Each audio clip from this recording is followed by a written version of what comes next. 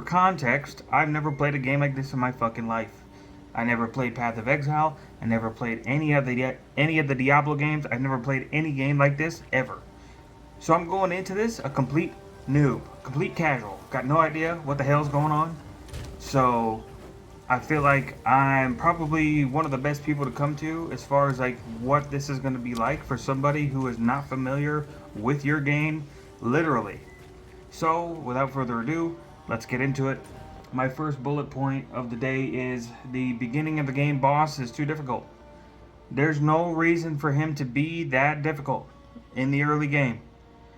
I am simply trying to learn the mechanics. The only thing I've fought up to this point is some weird fucking seaweed fire plant thing and some zombies. So when I go into the first boss, I was not expecting this absolute maniac to be absolutely challenging me and summoning minions right off the rip. That's unnecessary. I think the boss. I think the boss itself is fine. The minions are unnecessary. Those could be gotten rid of, and it could just be a one-on-one, you versus the boss. It's still not the easiest fight, but it is definitely easier to just kind of get comfortable with the mechanics and get more familiar with the game before you enter the camp. So, moving on to that point, the lack of quality tutorial in the first camp. Nothing gets explained, and the little things that do get explained are explained about halfway. One of those big things that I will touch on again probably is the vendors. The blacksmith, the magic lady, and the gambling guy. So their services are made somewhat simplistic, but not clear. Simplistic, but not clear. Definitely seemed like they were kind of put in there with the assumption that you've played Path of Exile 1. So you kind of knew what you're kind of looking for and going for. Yeah, that don't fly for somebody who's never played any of these type of games ever. So I had to figure all that out the hard way. But yeah, so just by clicking different dialogue options, I figured out what the shards were, read the descriptions, and I'm gonna be honest, I'm not trying to do all that. This feels like shit. Alright, I'm not trying to read an essay to learn how to play your game. Alright, I'm willing to read a little bit, I'm not willing to read a lot. So, moving on to the next thing, lack of early game gold. So you put a vendor in there that lets you gamble. And I didn't even get to use him until I was much further into the game on my first initial playthrough. That sucked. I was excited. I was like, "Oh wow, you could just kind of roll for something random. That'd be cool." Didn't get to use it at all because there is no fucking gold. More gold in the early game, especially. So definitely, I could see that needing a change. Next thing, I've played 3 classes so far.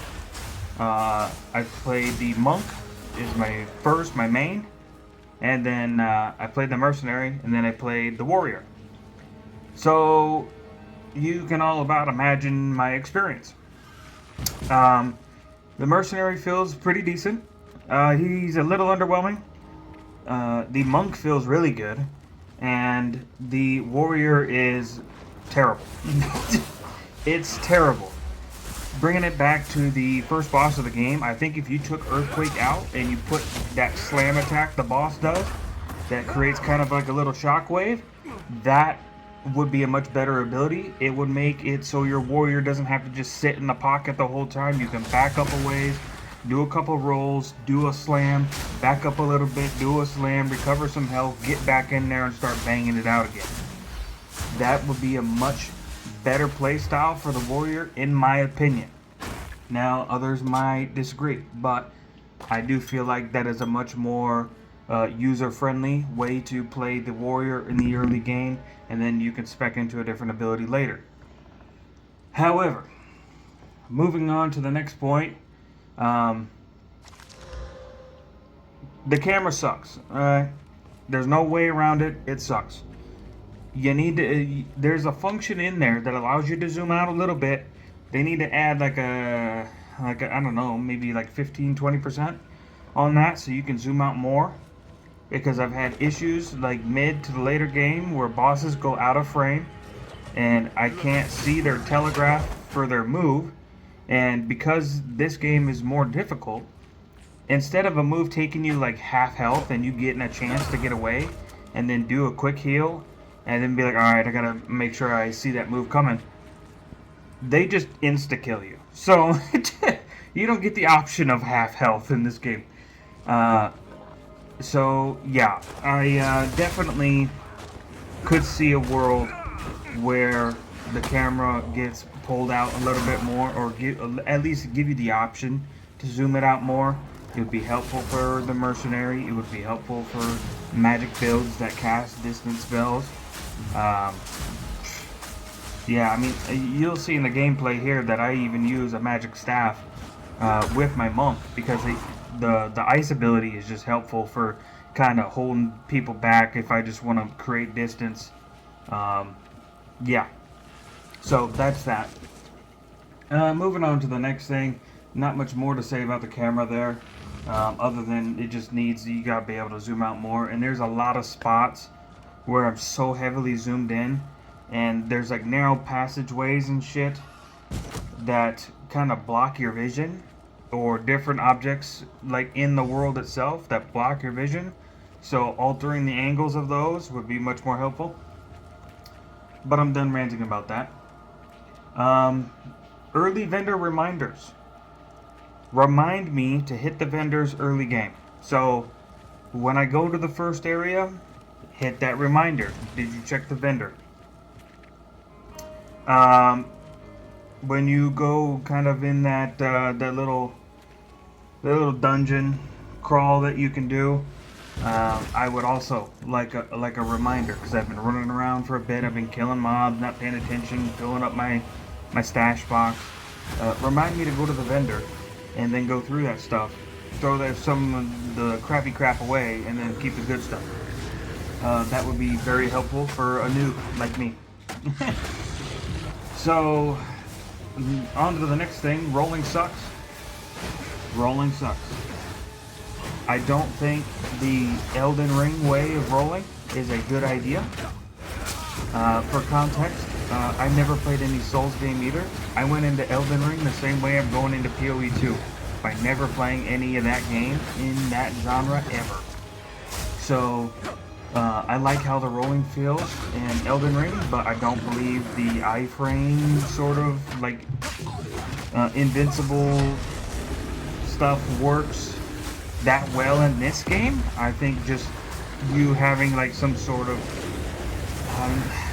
I don't know, what would you call it, like a phasing, like maybe be able to like phase through, like, so if you're getting surrounded by people, you're just not getting stunned the fuck up till you die. So that would be nice. That would be a nice addition for sure. Yeah, no body blocking. Yeah. So more currency. Wait, what? Oh, yeah, more currency for your money in the store. I get they want to make money, right? But $20 for 200 is terrible. That feels like shit, okay? Yeah, spending $60, which is what a regular video game, pretty much any regular video game, should be priced at. I would argue even 70. You do not get the coins worth paying the full amount that you would for this game if they released it at regular price. Not enough. Not enough points. Obviously, this is all under context. It's early access. They're gonna figure these things out. So that's another nitpick that I have. I would like to buy some stuff from the store, but I just can't see myself spending that much money. If I got a little bit more, even if it was like 300 coins for 20, that's a little bit better, because like some of these armor sets, they're expensive, and I really want them, but I can't get them because they're just too steep. So that could be changed. Now we're on to the optional part that I'm going to rattle off real quick. Maces are not hammers. Let's do two separate things for that, please. And they do not function the same in any sort of medieval context. Free respecking, that could be very useful. Mercenary feels bad with the full auto. Armor piercing does not feel like it's as powerful as it is meant up to be. That would be nice if that could be better. More exciting staff abilities. I feel like the ice staff is pretty good, throwing out the 7 different shards, and that freezes things if you get the freeze build up or whatever.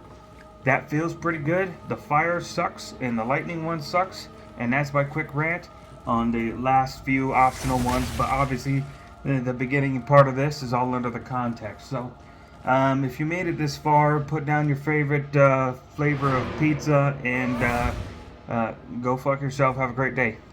Peace.